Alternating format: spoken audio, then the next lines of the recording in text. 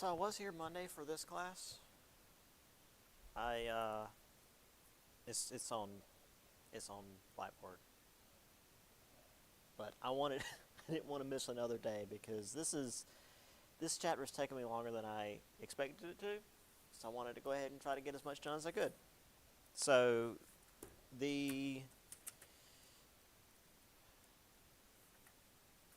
we talked about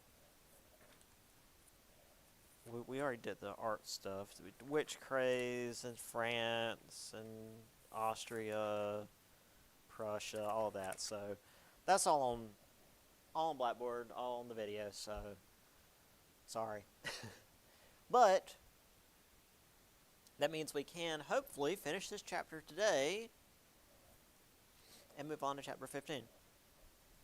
So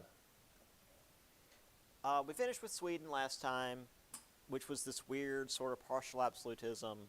Charles XII had made a very powerful modern military, was able to defeat Russia at the start of the Great Northern War, was however defeated later on, tried to continue fighting, bringing the Ottomans into it, basically bankrupted his country, and got himself shot for his trouble. Oops, this isn't on. Boop. So his nobility diminished the power of the monarchy and created a system about as strong as the English Parliament, which, as a reminder,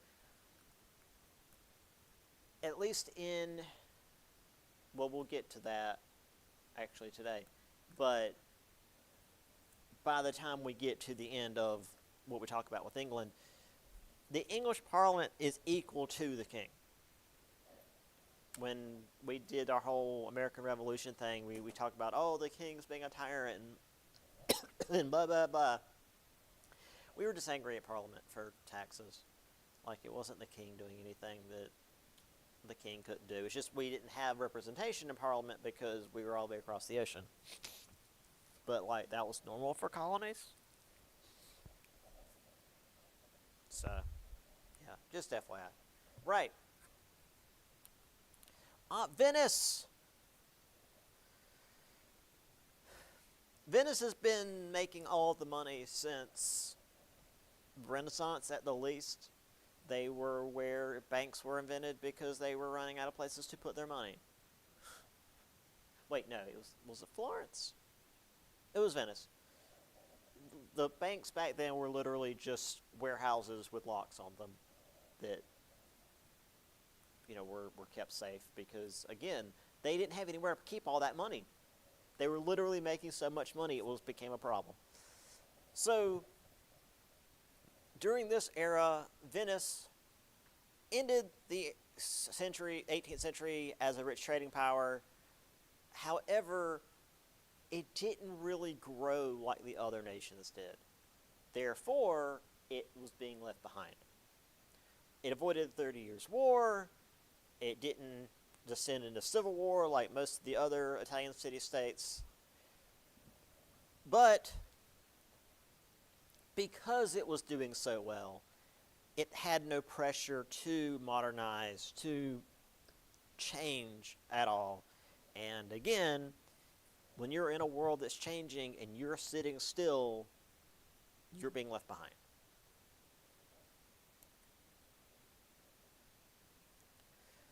Now, it's not that Venice was completely without any issues. They were constantly fighting the Ottomans in the Mediterranean.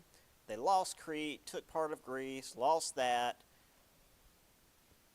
But still, by the time we got into the 1720s, they were really in charge of the Mediterranean, which was all well and good, but the rest of the world was pushing across the Atlantic. The rest of the world was expanding, well, the rest of Europe, I should say, was expanding into the rest of the world. Whereas Venice and the rest of Italy were pretty much still stuck in the Mediterranean. That's why you don't really have, Italian colonies. You have Italian immigrants, individuals, but not colonies in, North America or India or Australia or whatever. All right. One more before we get to the big thing for this chapter, and that's the Dutch Republic.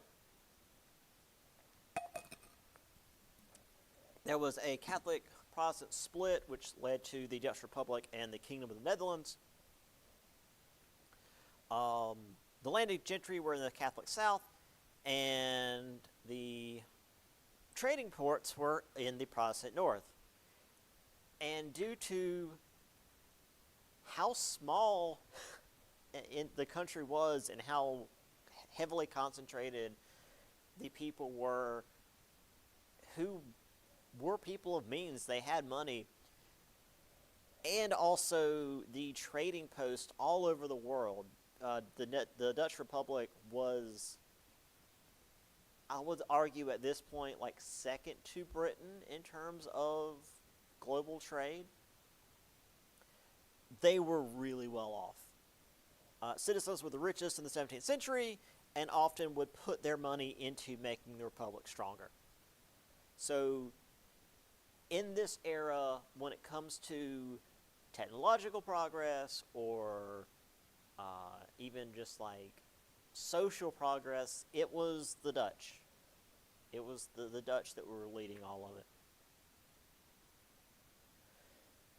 So yeah, that's about all I've got to say for the Dutch at this point. But they were leading a lot of stuff. I mean, we talk about, oh yeah, the Dutch had New York for like a couple of decades, and then they gave it to the British. Yeah, they also had most of Southeast Asia for a while, like all the islands out in Indonesia. They were a big player globally for a long time. And they were also the first European nation to be allowed to contact Japan, because for the most part, if you try to settle up on Japan, they'd shoot at you. But the Dutch were the first to be able to actually trade with the Japanese. So for the Japanese, the Dutch were Europe. For if you ever like go back and read the stuff from that era, like it was all for Japan. The Dutch were the Europeans, which is interesting considering from where we are. It's like, oh, you mean the English? It's like, well, not that part of the world. All right, speaking of the English, let's get into all this chaos. So, Elizabeth I dies, which is a great loss for England because she was real good at her job. James VI of Scotland took the throne, which now formally united both crowns. So now England and Scotland, well, England and Wales had been one nation. So now England, Scotland, and Wales are one nation, and they are now officially Britain. So he took the title of James I of England, so now James VI is James I. Don't worry about it. So during this time, there were a lot of different groups of Protestantism all across England. Presbyterians in Scotland, Hardline Anglicans in England, and he did his best to try to make everyone get along. The Hardline Anglicans were the Puritans that we know of, again, from early American history. So his brother Charles didn't do a great job. Let's see. He dissolved Parliament and began a personal rule from 1629 to 1641 because he was allowed to. He was allowed to, but it wasn't very well liked. Because if you rule without Parliament, you're technically not allowed to make any new taxes because you have to have Parliament come in and agree to the taxes before you can call them. So he got around that by using old taxes that were still technically on the books. Again, if you had my 103 course, we talked about the ship tax from way back in literally the Viking days that King Albert the Great put together, where each town or city on the coast would need to bring together enough money to build a boat to join with the royal fleet to keep the Vikings from invading. However, because it was technically still on the books, he just applied that across the entire country, including in cities and towns that had never seen the coast. But it wasn't a new tax, so it was technically legal. We had William Laud, who was Charles's archbishop, try to push Anglicanism on the rest of the country, and fairly nearly led to the Scottish Presbyterians going to war with England. Because the Scots, they weren't going to have that. However, the problem begins with this almost war with Scotland. So Charles sent his army north to the border of Scotland, kept the angry Scots from pushing south and starting the Civil War. They called a truce, great, but a truce is just like a temporary, let's not murder each other, not a true treaty. But because Charles hadn't called Parliament into session in decades, he didn't have the money to fund the army. And when you don't fund the army, they go home. So with the threat of a literal Scottish invasion, he called Parliament in so he could have more money. They demanded reforms because clearly he's not been ruling as they want him to rule. Which he quickly dissolved, this so-called short parliament, because, they showed up, said, hey, we'll give you your money, but first you have to do these things, and he told them to leave. He did eventually call them back, gave in to his demands, so these reforms happened. However, in 1641, the Irish rose against Anglicans, massacred cities, and caused fear all across England, because for the English, the Irish and the Catholics are the same thing. Now, to be fair, most Irish are Catholics, but not all Catholics are Irish. That's not how that works. But this caused an issue because Charles's wife was Catholic at the time. And again, back then, your religion was whatever you were born into. This wasn't something that you just changed your mind over or changed for political reasons. And also, technically, as we're going to see, the way that royal heritage works is the religion of the mother would pass on to the children. So whatever children his Catholic wife had would be Catholic, which is going to cause issues. Charles found a plot to supposedly imprison his Catholic wife. He charged members of Parliament with treason. He then fled London because Parliament was stronger than him. And by 1642, civil war fully erupted in England. So it was Charles and the Royalists versus the parliamentary forces under Oliver Cromwell. And it wasn't a very close war. For the most part, all the professional soldiers were parliamentarians. They were the regular folks. All the Royalists were used to just commanding commoners to do what they told them, and weren't that great at actually fighting in the war. So by 1646, Charles was captured at the Battle of Naseby. And here we have the progress of the war, where you have the Royalists in purple and the parliamentarians in blue. And as you can see, it is really one-sided. The Royalists have the north there for a little bit, and then the parliamentarians push into it. The Royalists gain like a little bit of land between these periods, but by this point, it's over. is well and truly over.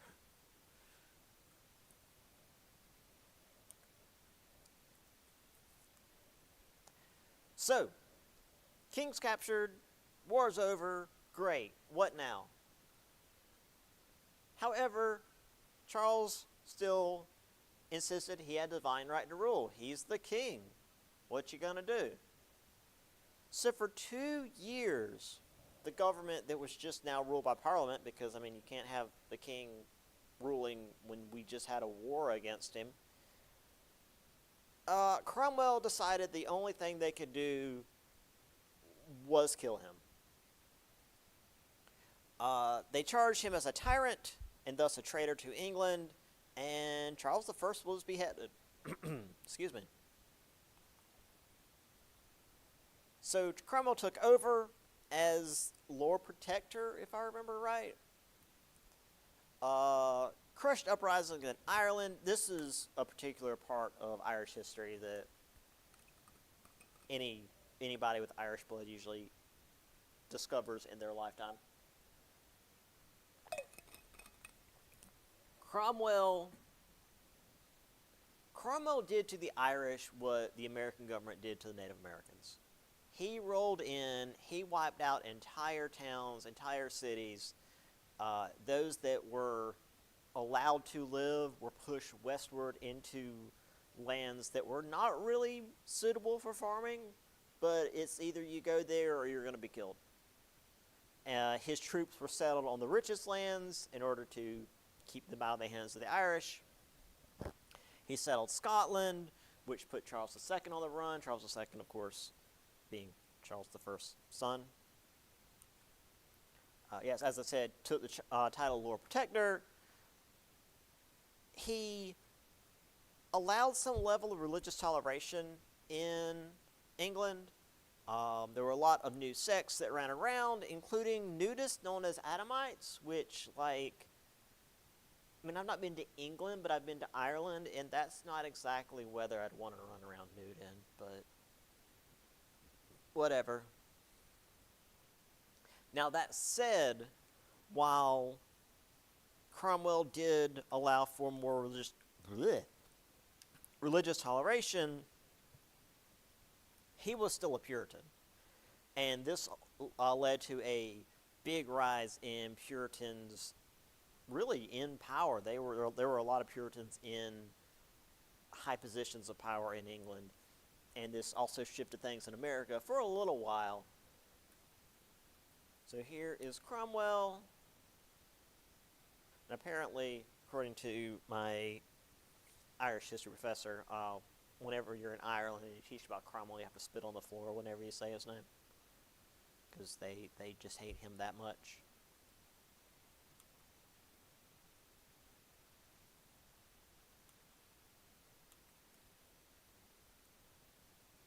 Speaking of the colonies, obviously, England had all these colonies in North America, which were a big part of England's economy.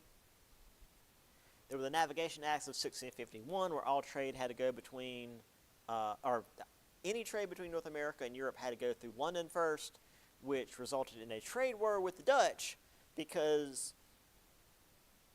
that's not something you should be allowed to do, where you have to send all your trade through London before it can go to Europe.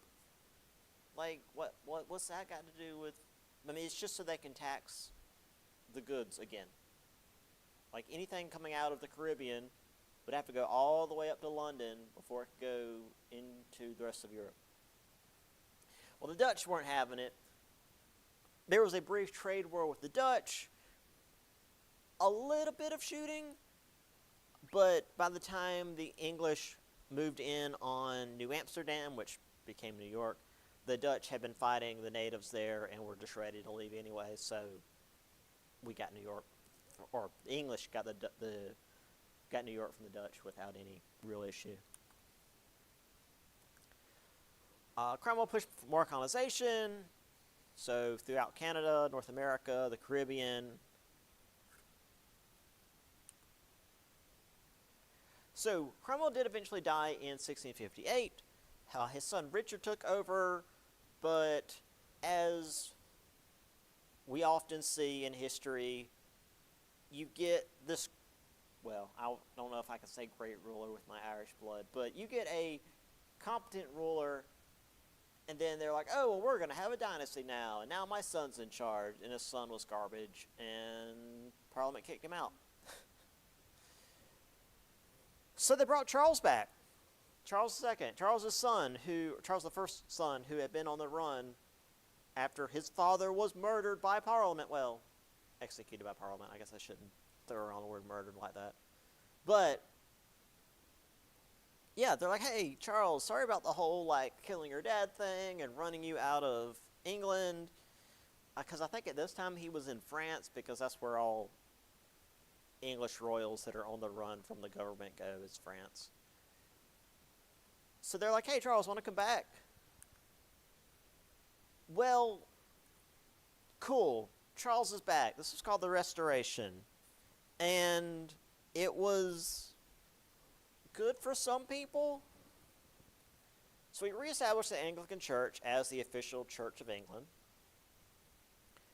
But he didn't try to make people follow Anglicanism. Like, okay, Protestantism and all these various sects have already spread throughout the country. We're not going to try to rein that in because that's just going to cause more trouble. See the almost war with the Scottish. Let's not do that again. He also wasn't pushing for his absolutist rule, which was good because, again, the people weren't really going to have that. However, he never had any children. So his brother was next in line, and his brother was Catholic.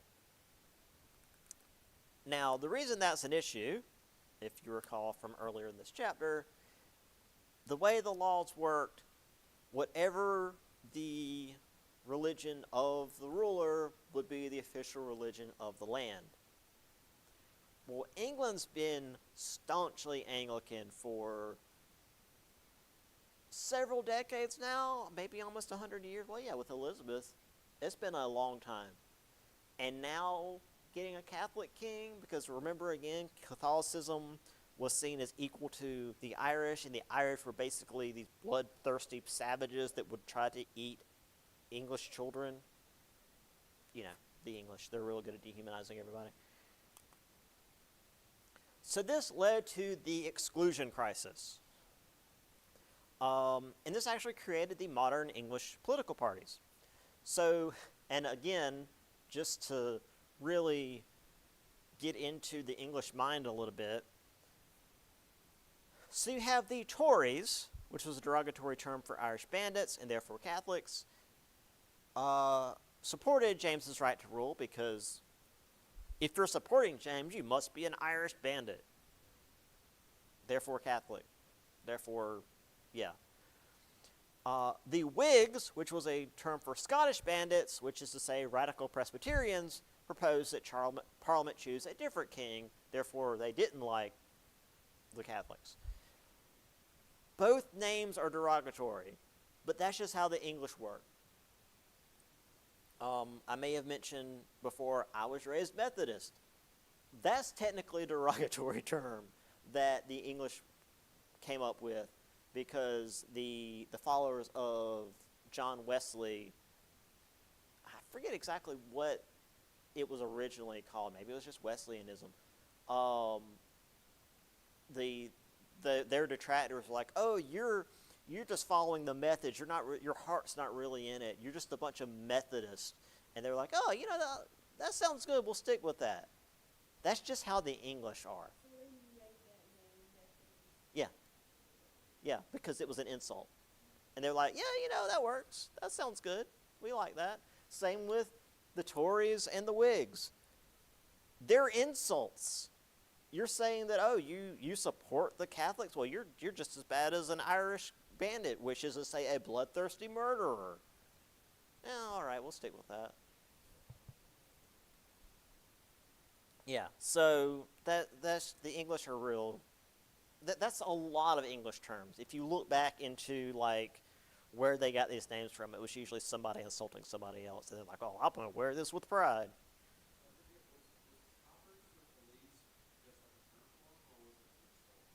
Um, I know they're called bobbies in England, right? I'm trying to remember. I I know it's a slang term, so I'm trying to remember. Like, might have been an insult, but language evolves, especially English, the bastardized language that it is. So, Charles called Parliament to figure this out. Parliament decided that they were going to exclude James from being king. So Charles told them to go home. And then he called Parliament again without those people there. And then they said they were going to have James get kicked out. And so Charles sent them home. So after calling Parliament several times and sending the people home he didn't like, they finally crowned James as king, but with the expectation that one of his Protestant daughters would be the next ruler. Because again, the religion depends on the mother, and their mother was Protestant. Cool. Great. However, there was a Protestant coup that tried to kick James out. Obviously, James wasn't too keen on that, and also began promoting Catholic men to high positions, which, considering Catholics barely had the right to vote in England, was a pretty big deal. And then there was the issue of his Catholic wife producing a male heir in 1688, which, if you're not familiar with primogeniture, completely skips both daughters. And now the male heir is the one that's first in line. And because his wife was Catholic, the son is Catholic. It's like genetics. I don't know. So both the Tories and Whigs agreed that we couldn't have a Catholic dynasty in England. So this led to Parliament contacting William of Orange, who was this great hero of the Netherlands. He had been fighting against the Spanish for decades at this point. He was like the Protestant hero in Europe. So they contacted him. He was married to, I guess it was this Mary. So technically, though he wasn't of English royal blood, he was married into the royal line. So they called him and his wife to England to take the throne. James II fled to France because, again, that's where you go when you're kicked out of English royalty. New monarch signed a Bill of Rights and promised to rule alongside Parliament rather than over it. So this was the point at which England became a constitutional monarchy, where the king/queen, or at this point, they actually ruled as king and queen together, which, again, isn't real common in England, but because of the situation, they were just William and Mary. They were now equal with Parliament. Now, they could veto stuff still, but they couldn't just tell Parliament to go home and they'd rule on their own like Charles I had done. They couldn't do that anymore. So this was a major step in the modernization of the English law and what we would eventually do with America. And again, why I said that, like with the Declaration of Independence, we're like, oh, the king is doing all this. Like, the king really isn't that powerful anymore. There was a little bit of war in, it's called the Glorious, excuse me, it's called the Glorious Revolution because there wasn't another civil war over this. England didn't murder itself over it. Granted, James did go to Ireland first because he was Catholic, and the Irish are always happy to help a Catholic, especially if it means fighting the British.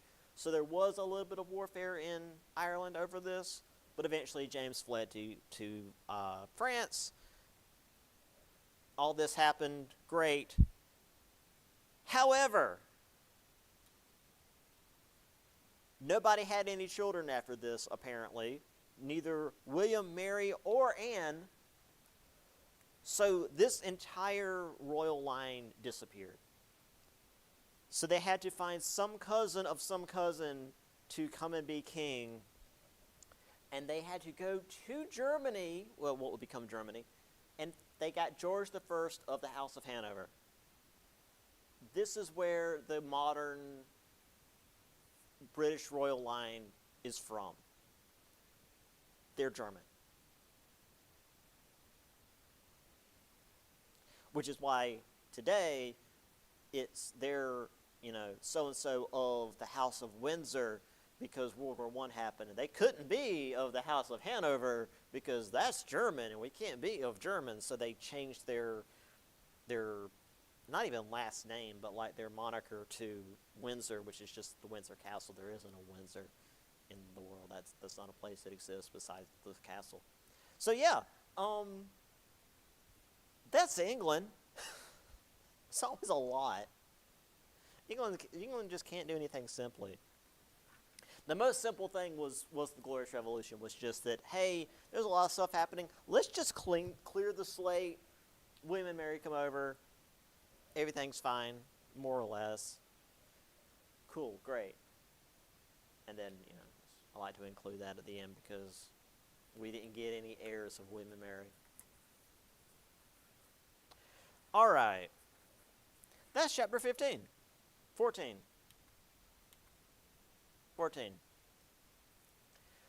As I said, 30 Years' War was awful. It set a lot of things into motion. Many of these rulers took power for themselves to prevent this from happening again, because a lot of it was seen as like nobles that were taking liberties and doing what they wanted to do because the nobles were the ones that had the armies. But with the monarchs being in control of everything, only they would have control of the armies rather than all these different nobles. So while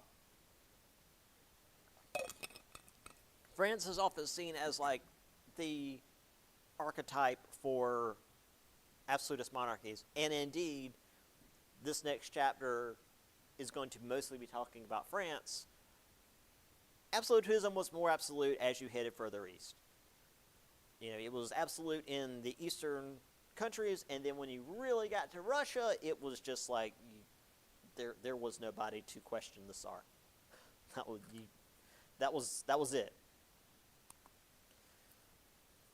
But as I mentioned mostly last time, but also here with England, there was not this all-encompassing absolutism. Some states were too weakened by the war to gather power. So they were these partial absolutisms.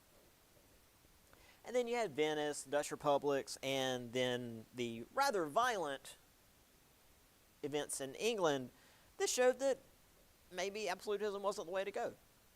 They still had kings. Not Venice, or the Dutch, actually. I should mention that. They're both republics. But, even England, which had, a monarchy, it was almost to the level of, like, our executive branch today, at least on paper, where, like, they're just a part of the government rather than the entire government, and Parliament's just kind of there to make people feel like they've got a voice. So, yeah. That is chapter 14, which should already be up on Blackboard. Let's get into the next section. Right. Next section is called The Old Regimes and the Quiet Revolutions. Their Quiet Revolutions. So this is 1600 to 1789. That's another pretty broad span of time, but it's stopping just before the French Revolution. And when we say quiet revolutions, we're not talking about, well, for the most part, no big civil wars, no big uprisings, just things gradually changing over time that would lead to the pressure that created the French Revolution. So, to start with this old regime, this 200-year period, which very much ended with the French Revolution, you had society of orders based on birth, fixed in law. If you were born, well, I'll just go ahead and bring these up. So you have the three estates. Again, if you were here last semester, this is the three orders of medieval society. You've got the clergy, the nobility, and everybody else. The clergy, you were born into it, or, well, a lot of times the clergy were nobility that lost out on primogeniture and they became clergy. But you couldn't go from third estate up. And really, you didn't even go from a second estate down. Like, even if you were a noble and you lost all of your money, you still had your noble title. So you still had certain protections and benefits in law that no peasant could ever have. And peasants, when I say peasant, I mean anybody that's not noble. So from, like, people digging in the dirt to survive to really rich merchants were all considered third estate. If you weren't a noble, if you weren't in the clergy, and technically the monarchy is kind of part of the nobility, so that's where they stand, you're third estate. So everyone had contracts, social contracts based on their station in life. Again, your third estate, everyone is, the second estate is above you.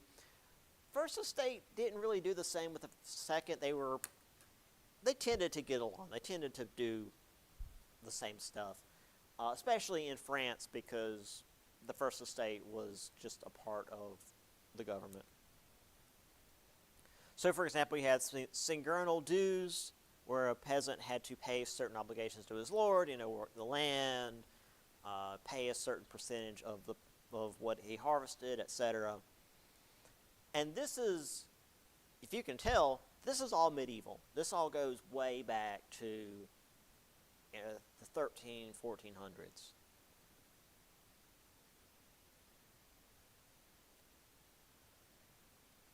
So, at the top of all this was the monarch. Now again, as I said, technically the most powerful of nobility, because when a monarch's line died out, like I saw with England, they would just go to a noble house that was either related, or the nobles would just vote on who would be the next king.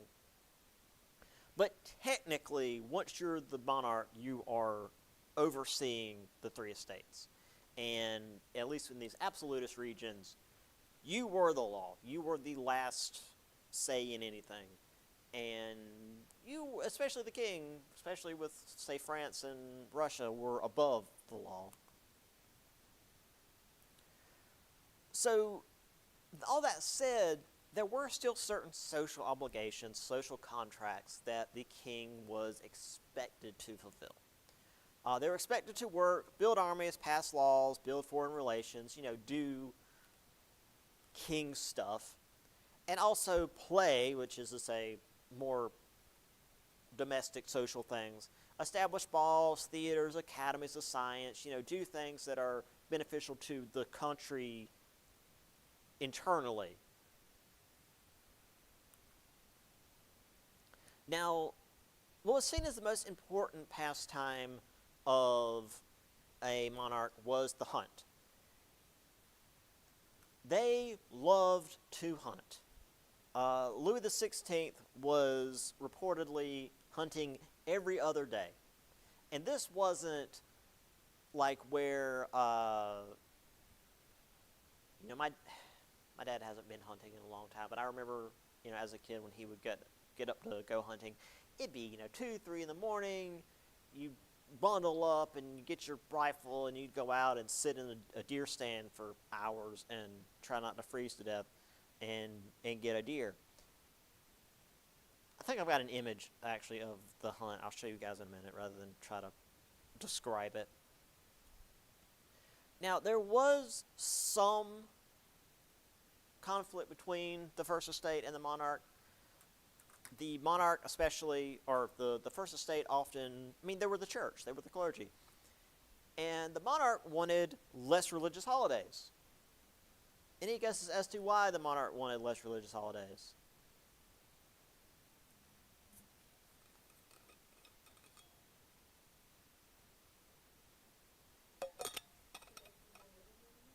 Hmm? Well, kind of. What if we were in Europe? We would all know this because in Europe, when they have like religious feast days, they do nothing all day but eat. Like it's a 12-hour, just long drawn out meal. You eat and you drink, and that's what you do the whole day. What are they not doing if they're doing that all day that the king will be interested in?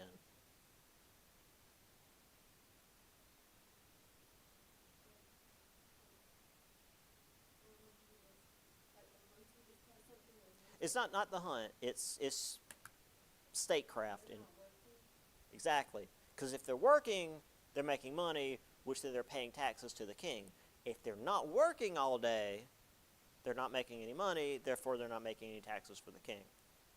So all these days they've got off, he's getting tired of because it's less money in his coffers.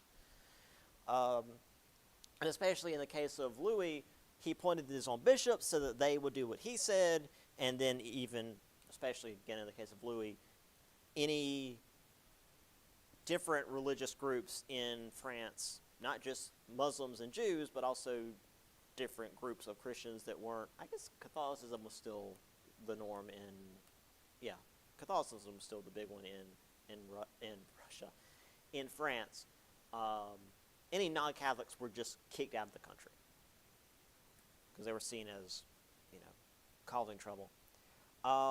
Anyway, I can't say the monarch without thinking, the monarch, but I don't know. That joke's probably getting older by the day.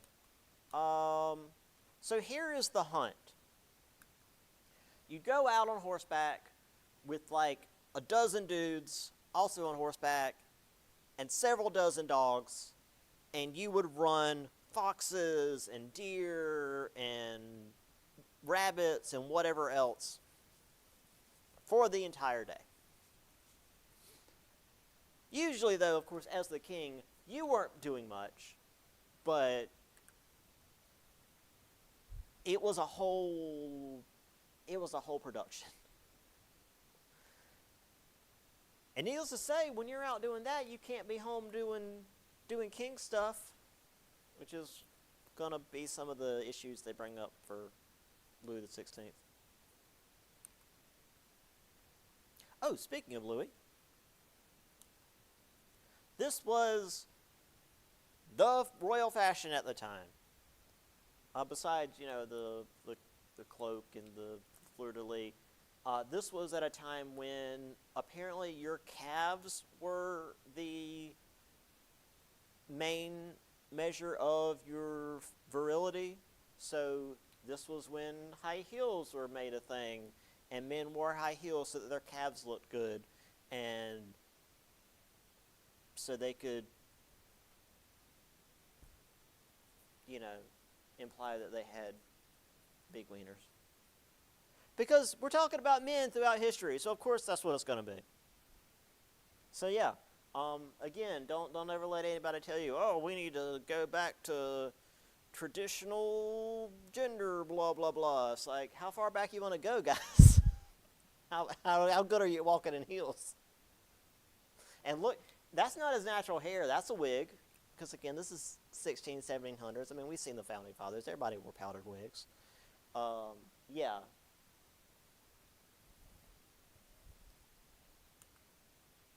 That's just the norm. That's just how it was. All right, so let's talk about each of the estates. So, as I said, this was all from the Middle Ages. The first estate was those who pray. This is the first order, again, the medieval order, the oratores. Now, during the Middle Ages, they were seen as the most important because, especially during the Middle Ages, you could die at basically any time. You could go to bed with a cough and never wake up. You just don't know. Or, you could be out working the field and suddenly a group of marauders come through and just cut your head off. Game over. So everyone's very concerned about the fate of their eternal soul. So having a clergy that is very prominent and, keeping God on your side was very important back then. There.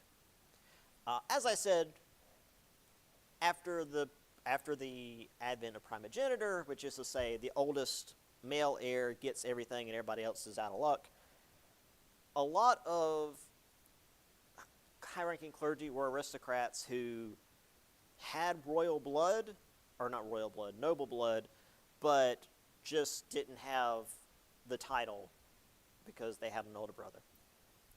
But because they were still in these upper echelons of society, they could just shift over into the clergy. And even though oftentimes these nobility would also lose out on any kind of wealth being passed down from their fathers, they still made plenty of money in the church because the church collected tithes, you didn't have to pay taxes when you worked in the church, and the church owned a lot of land. Lots and lots of land.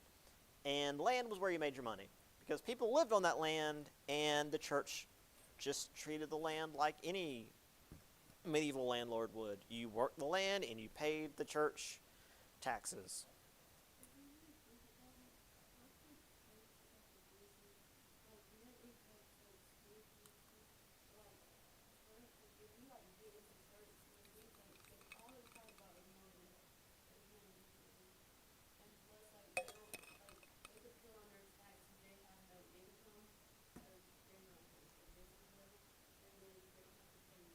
Yeah, and I mean, you get all the time people with like brand new cars and big houses. It's like, where'd you get the money? Yeah.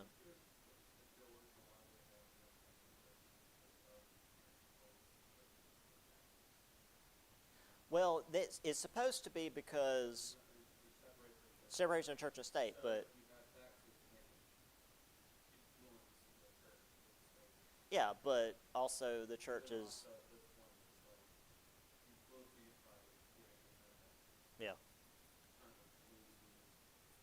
But also the church is supposed to not try to influence politics.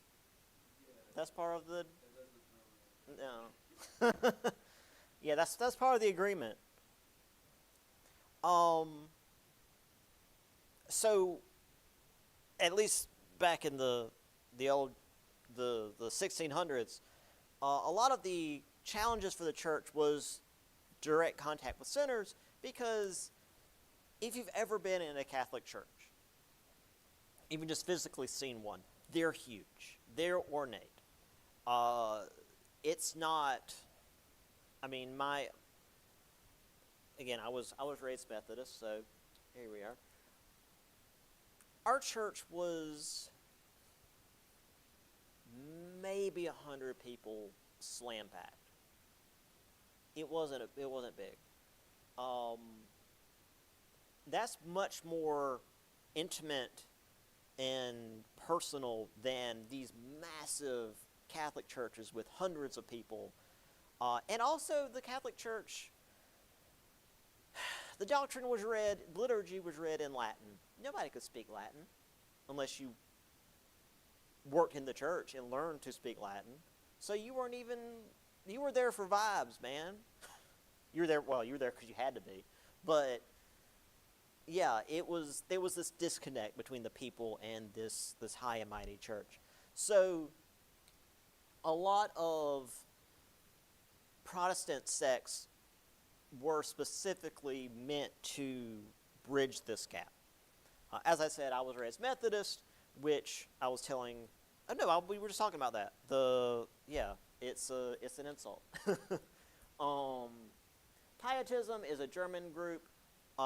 We actually mentioned the Pietists in my American history course when we talk about the Great Awakening. They're not super important for this. They're just mentioned. Jansenism in France, they're Gnostic Christians, if I remember right.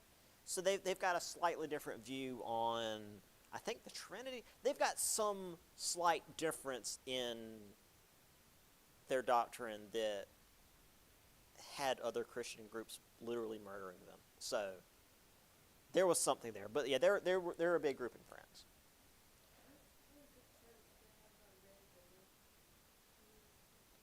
The one that Martin Luther put the theses on?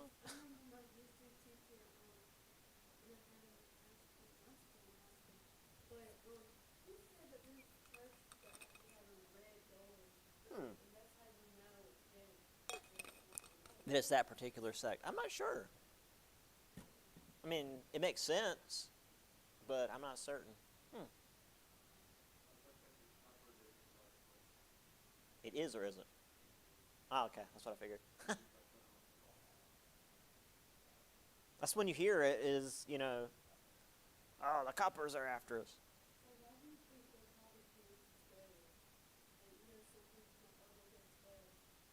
Um, I think that was a district in Chicago, if I remember right. Yeah, it's something to do with like this extremely rough district of a big city where the cops were. I don't know if I can say this without getting black bagged. Basically doing a military state on the people because, oh, the crime's so bad, we gotta crack down on the civilians. Yeah, that sort of thing. Yes. Um, this is your usual clergy. I think this might actually be a cardinal. That's the red. Which are the ones that can vote for the next pope when the previous pope dies. So they're pretty high up the ladder.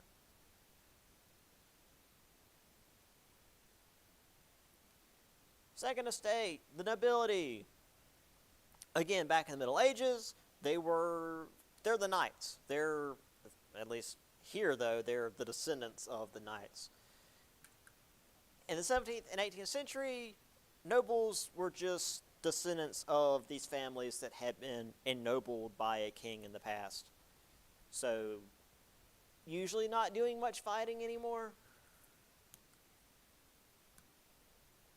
Although, a lot of them were still given, like, captain's commissions in militaries. They were just given high ranks in militaries because they were nobles. That continued into World War One. And World War One took care of that because the tradition in European warfare was that the leader of the unit would lead the men across the battlefield. And if you're familiar with how World War One went, you don't want to lead anybody across any battlefield in World War One because that's just where the machine guns lived. And most nobles were killed in World War One. So, there are some positive outcomes to war. Anyway, as I mentioned, not all nobles were necessarily rich, though many typically held lots of land, and the peasants worked the land, and that's how they made their money.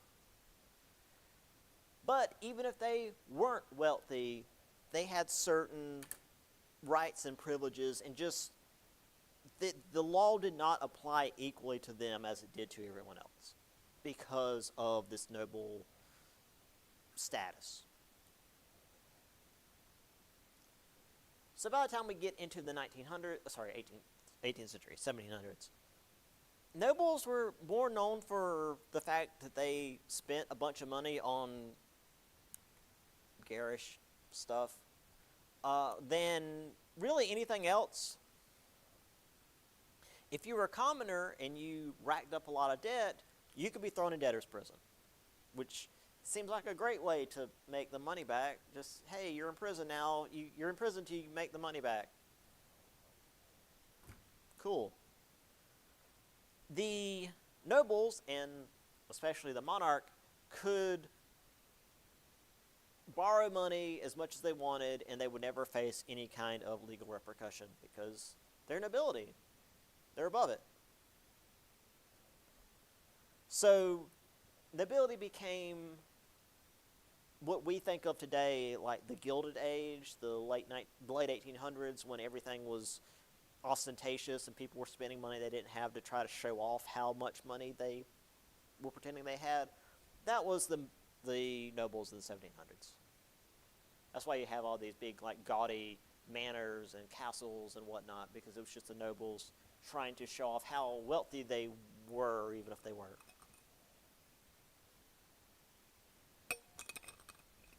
So yeah, good old nobility.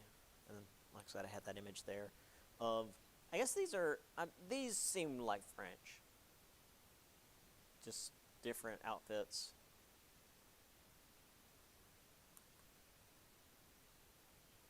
All right, and most important for when we eventually do get to, hold on, let's see if I've got,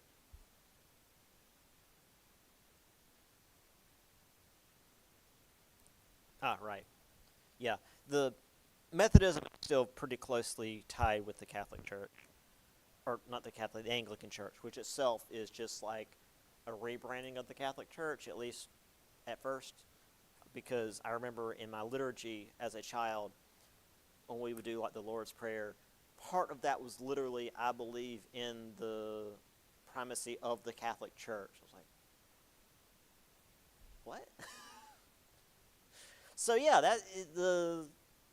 Methodism is just like 2 degrees separated from Catholicism.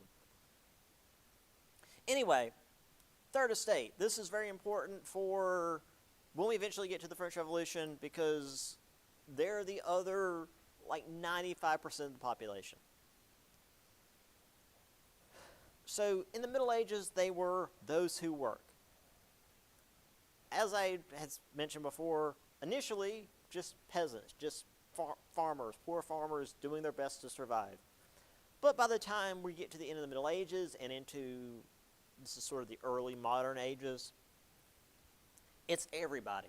Ship captains, merchants, artists, inventors, anyone who's not noble or in the clergy, and again, the only way to really get in the clergy was to be of noble blood. You were the bottom rung. You had no real legal rights to representation, but you still paid taxes to the king.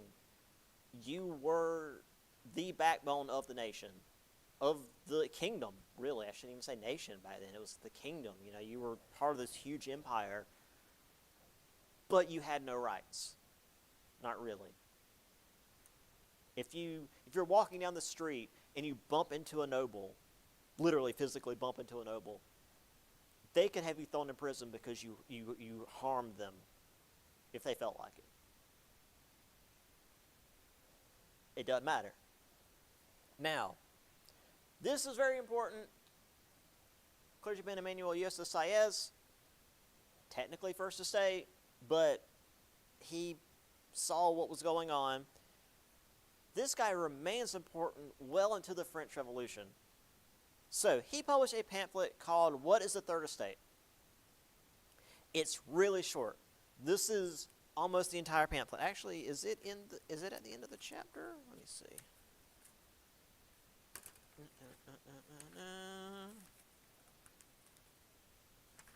No. All right. This is almost the entire pamphlet. What is the Third Estate? Everything. What has it been in the political order? Nothing. What does it want to be something? That's it. The Third Estate is everything, but politically it's nothing. And as people are becoming more educated and understanding how poorly they've been treated, we're gradually getting agitation for some level of representation for the third estate. And it could be easy or it could be hard. And, well, the old regimes didn't want any kind of change, so we get the French Revolution. Also, just to throw this in, because this was at the end of the little section here, the Tallier, I think, is French, so I don't even know if half of that's pronounced. This was a basic land tax that the king would assess. And if you couldn't pay the tax, you went to prison. So yeah, the basic way of things in the 1700s, you paid money to the king, you didn't have any representation, and if you couldn't pay the money, you went to jail. Unless you were nobility, in which case, who cares?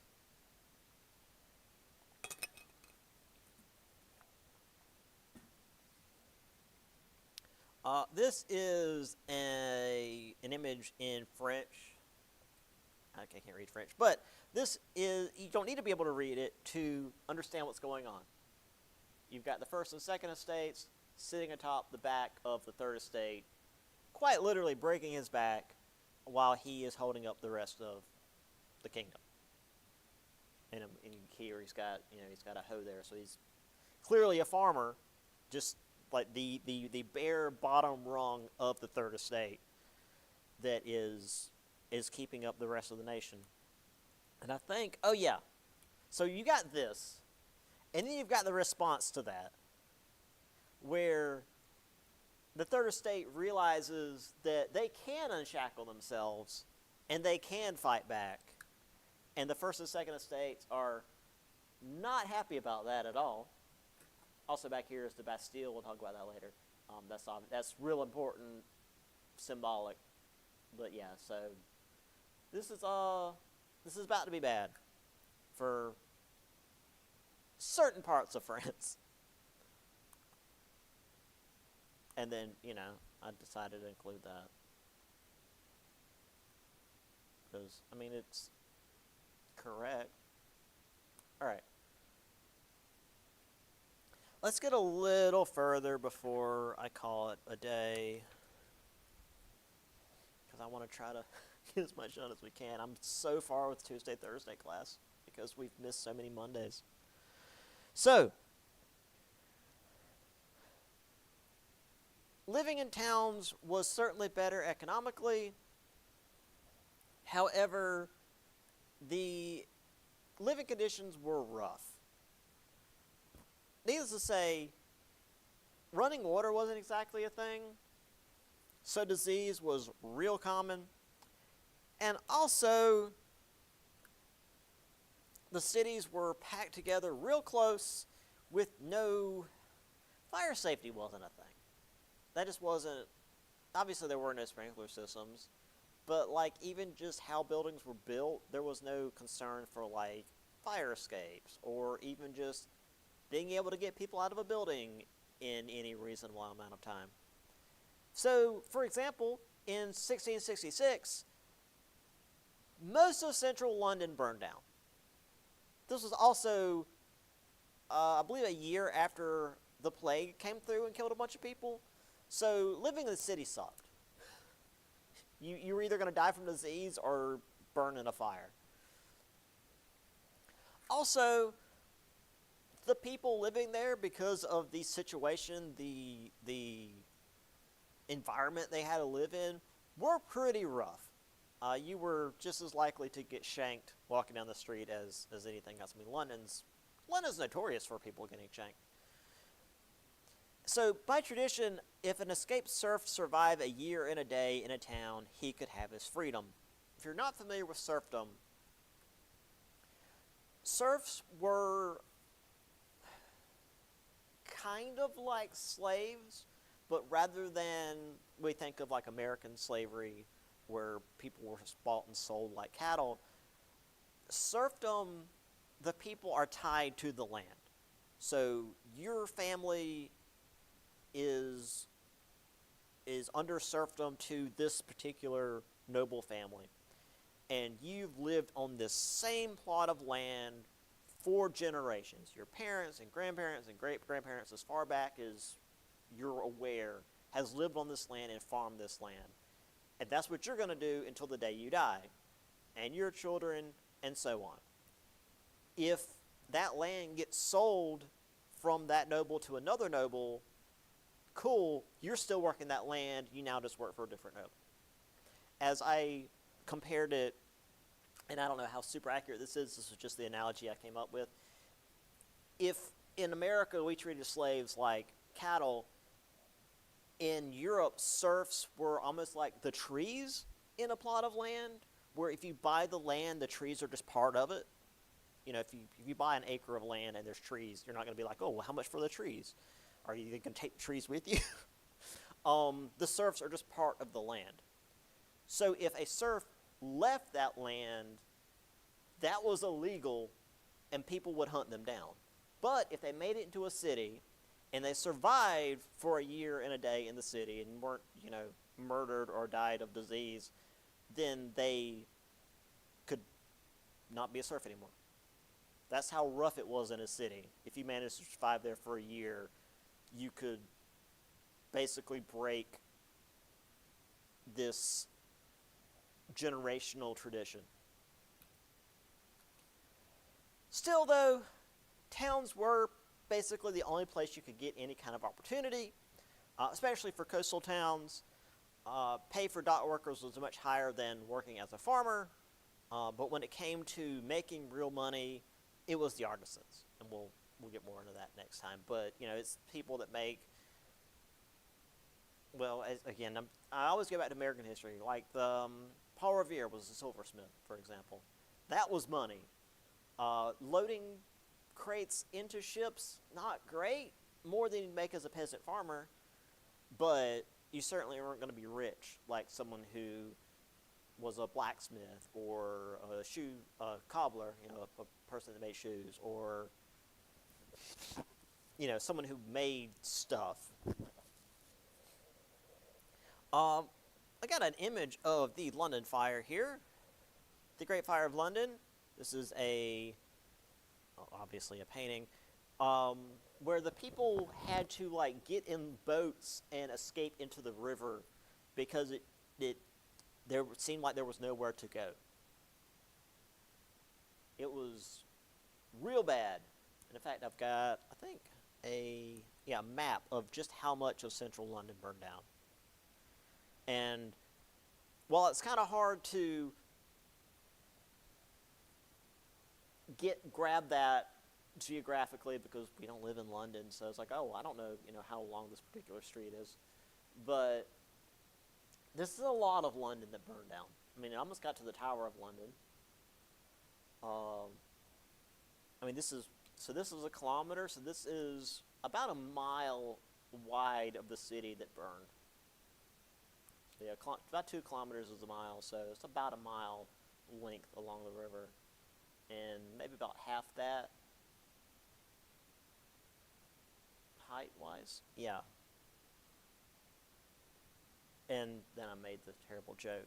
There's Fleet Street where you can get a killer haircut, but it's less funny.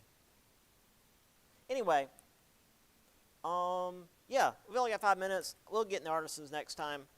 But yeah, so we're on chapter 15 now. Yay! As I said, chapter 14 should already be up on Blackboard. I'll go ahead and put this video up before I leave, and we'll get into more stuff next time.